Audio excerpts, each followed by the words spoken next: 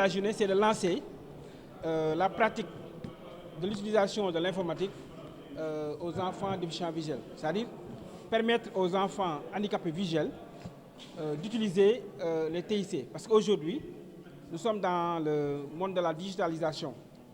Ces enfants, quand ils décrochent le bac, en général, ils perdent une année en Europe parce qu'ils ne savaient pas utiliser l'informatique.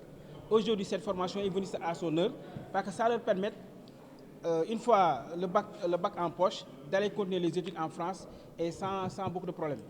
Et alhamdoulilah, cette année, nous avons une fille qui a réussi le bac.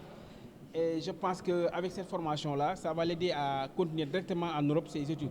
Nous avons aussi deux jeunes aussi qui ont fait le BFM, qui ont réussi d'office. Ils fréquentaient souvent la salle informatique et les recherches qu'ils faisaient leur a permis quand même aujourd'hui d'avoir un bon niveau et de sortir au premier tour pour le BFM. Donc vraiment, c'est un projet à saluer. En fait, actuellement, nous avons 45 enfants déficients visuels répartis au niveau du lycée Guignabo, au niveau du CMT Amical Cabral, au niveau de l'école Atabatabar et au niveau de l'école Badar Diallo. Tous ces enfants fréquentent la salle informatique installée au niveau de l'INEFJA de Ziguinchor, selon le programme du formateur qui est là derrière moi. Alors, aujourd'hui, ces enfants-là, s'ils n'avaient pas vraiment l'accès à l'informatique, c'est presque des analphabètes encore durs. Pourquoi je le dis? Ils sont handicapés visuels, ils ne savent pas utiliser l'informatique. Moi-même, celui qui m'a formé en informatique, il ne voit pas. Aujourd'hui, les enfants qui ont eu le bac et qui vont en France, vous posez la question, qui les enrôle? Ils sont enrôlés par un de leurs amis, aveugle carrément, qui les enrôle sur le campus France jusqu'à l'obtention de la prescription pour les indiquer l'université dans laquelle l'enfant doit aller continuer. Donc ce n'est plus un mystère, ce n'est plus un secret. Les enfants déficients visuels utilisent l'outil informatique et sont très bien en avance même par rapport aux autres.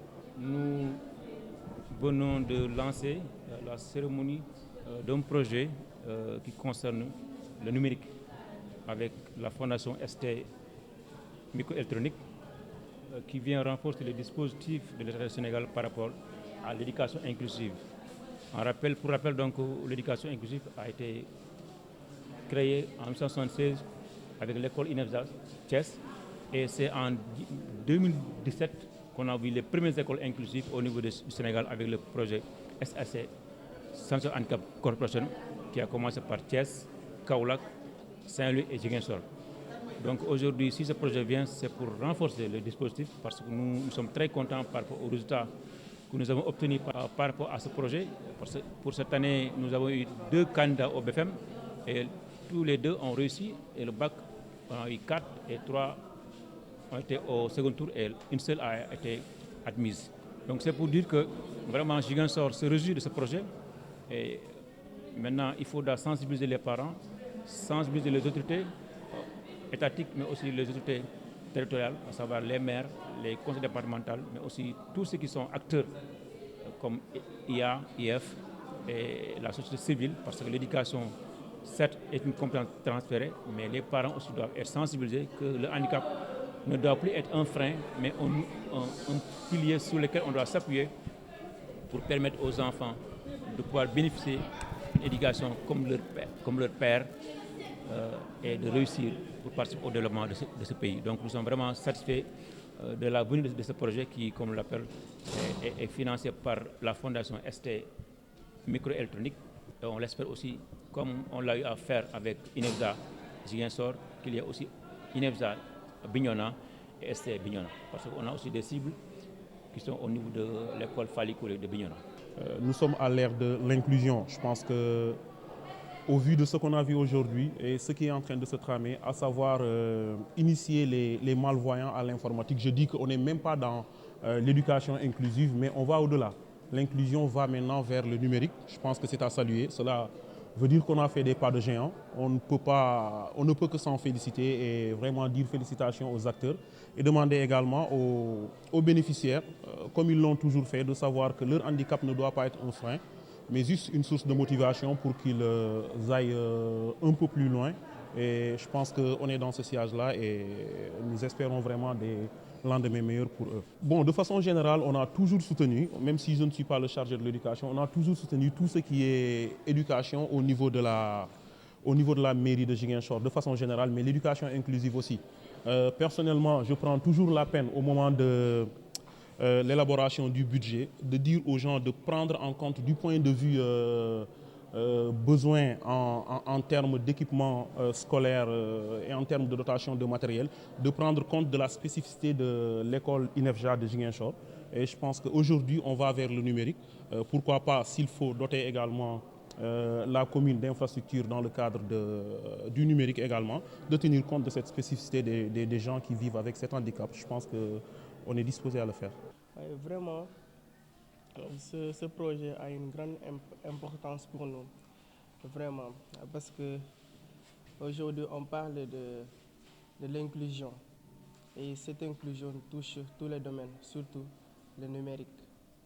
Vraiment, nous les déficients visuels, si nous avons la possibilité de manipuler les outils informatiques, ce sera une bonne chose pour nous, vraiment, parce que le XXIe siècle, on dit que souvent les analphabètes sont ceux qui ne savent pas manipuler l'ordinateur. Donc nous refusons d'être ces analphabètes-là. Ce n'est pas parce que nous ne pouvons pas manipuler l'ordinateur ou quoi que ce soit. Non, c'est parce que nous n'avons pas la possibilité. Si cette possibilité se présente, nous allons le saisir. Il y a un centre au niveau de l'école Lieutenant Badra Diallo qui prend en charge les malvoyants. Il y a un centre au niveau de l'association Déclic. Ça, c'est pour les personnes qui travaillent un peu l'outil informatique. Mais la cybercriminalité et le codage. Donc, l'objectif quand même de ST Fondation, c'est de former à Ziguinchor plus de 50 000 personnes afin qu'ils puissent utiliser l'outil informatique. Et notre cible principale, c'est les jeunes. C'est les jeunes, surtout des localités inaccessibles, mais aussi les personnes en situation de handicap, même les professionnels. Parce que pour le codage et la cybercriminalité, ça, c'est des centres qui sont ouverts pour accompagner un peu, surtout les journalistes, mais des personnes en tout cas qui sont des professionnels.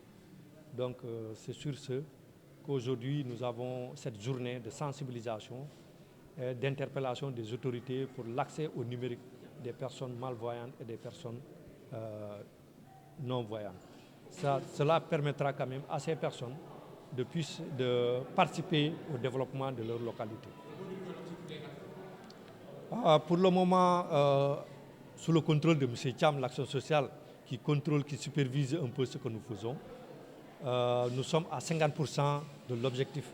Parce que comme je l'ai dit, notre objectif c'est de former 50 000 jeunes dans la région, dans la base Casamance. Et nous avons signé récemment une convention avec le Nawetan, où durant cette période hivernale, avec la Ligue de football de Ziguinchor et l'ONG Right to Play, nous voulons former 5 000 jeunes qui sauront utiliser l'outil informatique, mais qui sauront aussi faire le codage.